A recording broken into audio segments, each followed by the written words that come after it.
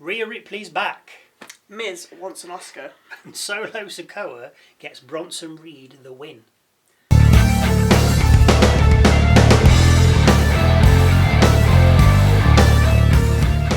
Hello, welcome to Wrestle MSX. I'm Michael. I'm Sally. And we start with Liv Morgan and Raquel Rodriguez heading to the ring. When in the ring, Morgan says that she knows Cargill and Belair are here and they didn't come alone. Morgan adds that neither did she, and then points up the rampway, and out come Nia Jax, Tiffany Stratton and Candice LeRae. When in the ring, Jax told Morgan and Rodriguez that she doesn't think about them, but Cargill, Belair and Naomi, well, she can't stop thinking about them. Cue the three of them then heading out from the back.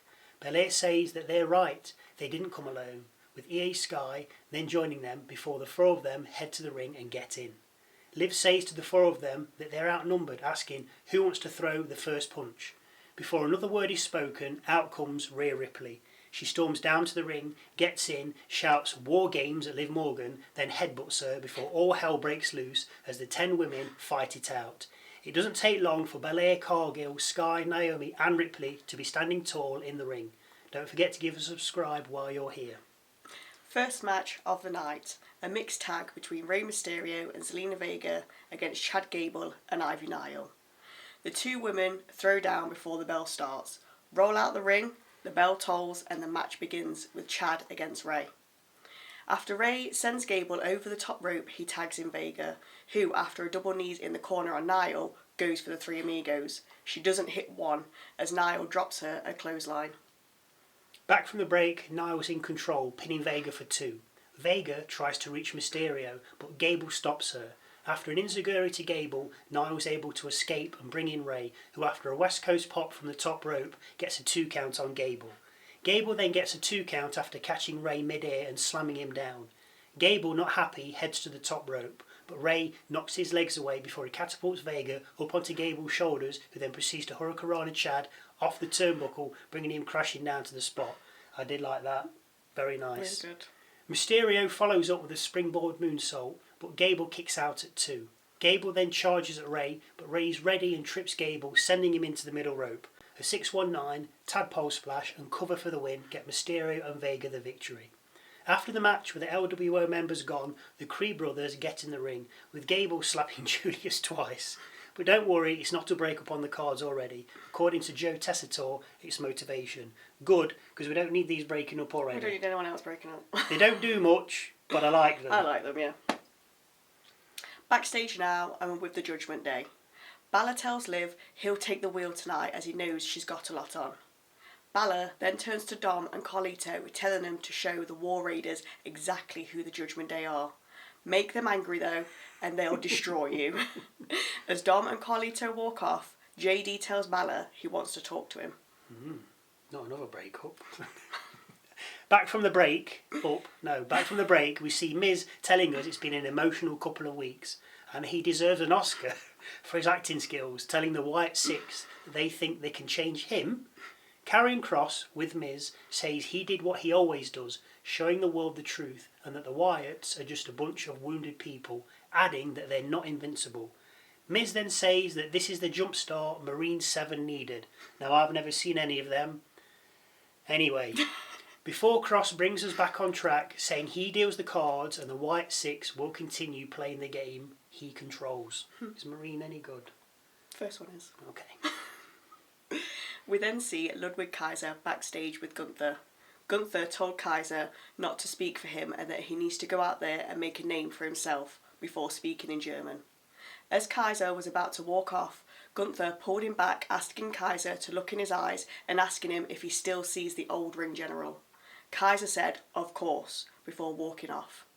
Just when you think the segment's over, Gunther removes his jacket and walks over to Priest, who's just off camera sitting at a table, obviously not hearing anything at all. I was oblivious to it all. It's ridiculous. Gunther attacks, but Priest gets the upper hand. Priest sits back down, telling Gunther that he gets he's a general in the ring, but on the streets, he is king. Adam Pearce arrives, but Priest tells him not to worry and to go get some ice for Gunther before walking off laughing. I wonder if this is going to be a street fight. Yeah, that'd be Just good. to... Yeah. Now he said that. Anyway, next, Sheamus versus Bron Breakker in an Intercontinental title match. We end up out the ring more or less straight away before we get back in, where Bron assumes control. Sheamus, though, goes back outside. Bron follows with the clothesline from the apron, sending him and Sheamus over the announcer's table. When we come back from the break, we see Bron taking out Sheamus from the top turnbuckle to the outside before both men get back in the ring.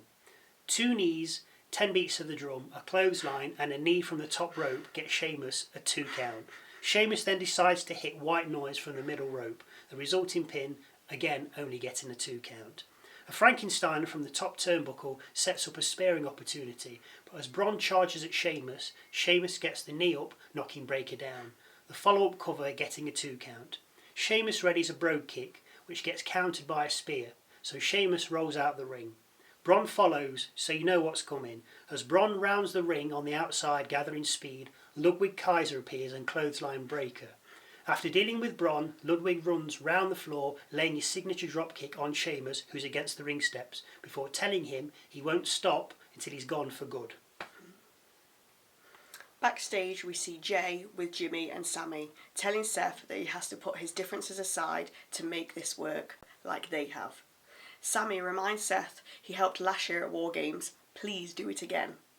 Seth said he'd stand side by side with all 3 of them, but not the tyrant Roman Reigns, it's not worth it. Seth vows to solve all their problems by dropping Bronson Reed later so he's not able to make WarGames. He reiterates he's out one more time before grabbing his coat and heading off. I'm guessing something's going to happen in this match, with Reed later, that'll change his mind. It's got to, hasn't it, really? No, yeah, maybe. I mean, we don't look at spoilers or we don't read anything beforehand. We're just going off the way it's playing out. Yeah. And it does seem like with the Jay incident, I'm not joining you. Oh, okay, I'll join you. I'll join you. So, anyway, we then get a small vignette of Dakota Kai telling us that she's ready. We then see the women's WarGame lineup for Survivor Series, which we pretty much guessed with the way things played out.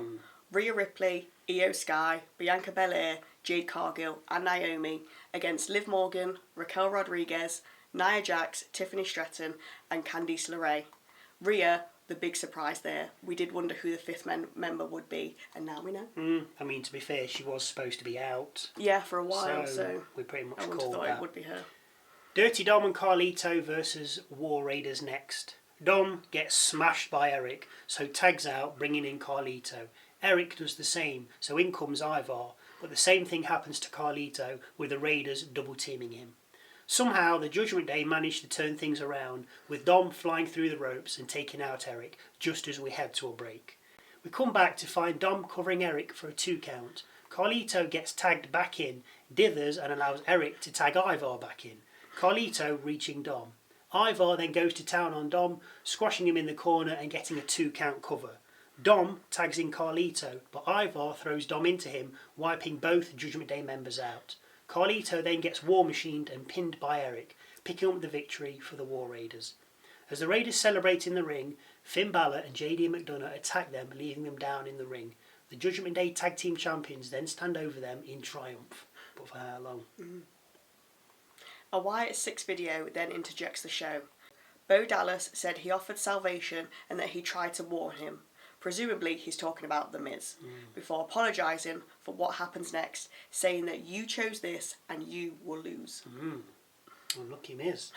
After the break we see yet another vignette, this time Lyra Valkyria saying she's going to rise and that she's coming for everyone. So watch out, Bron Breakker. We then see Alpha Academy walking through backstage when they come across Kofi Kingston. Maxine asks how things are with him and Xavier Woods when Woods appears and tells Kofi they need to talk.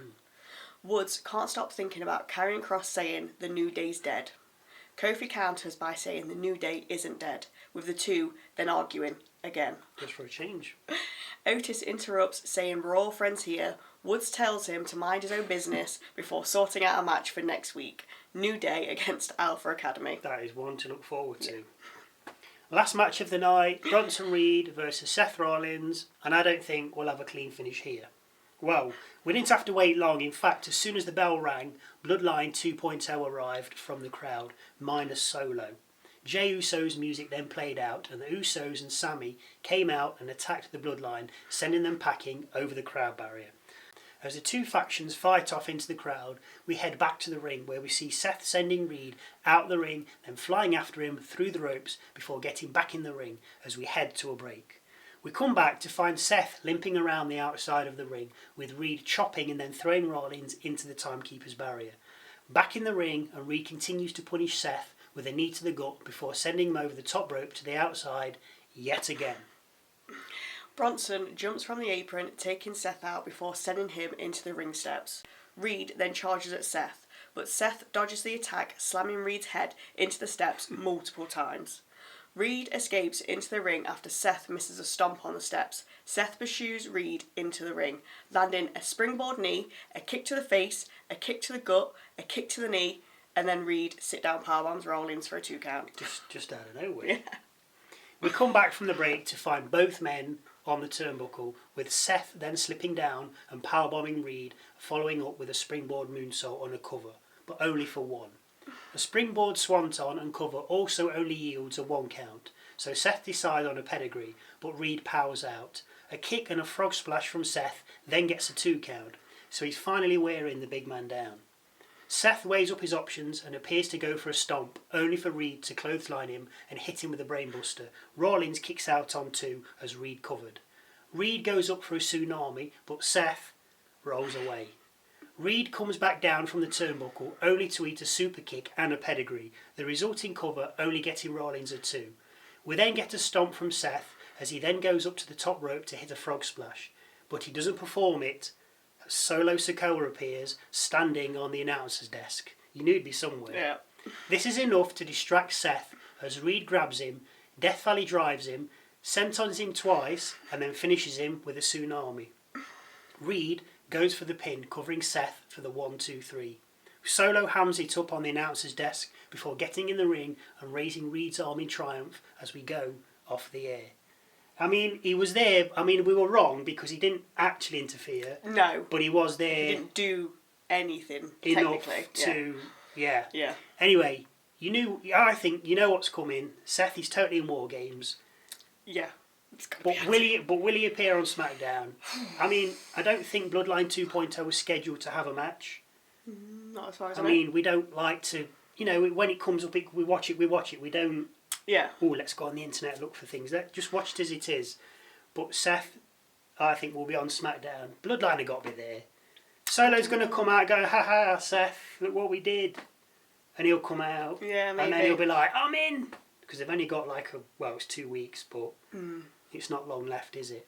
Anyway, I hope you enjoyed our look at Raw. Any comments or views that you'd like to share with us, then please feel free to leave them in the comment section below, or whatever it may be. Thank you again for watching. And we'll see you Saturday for SmackDown.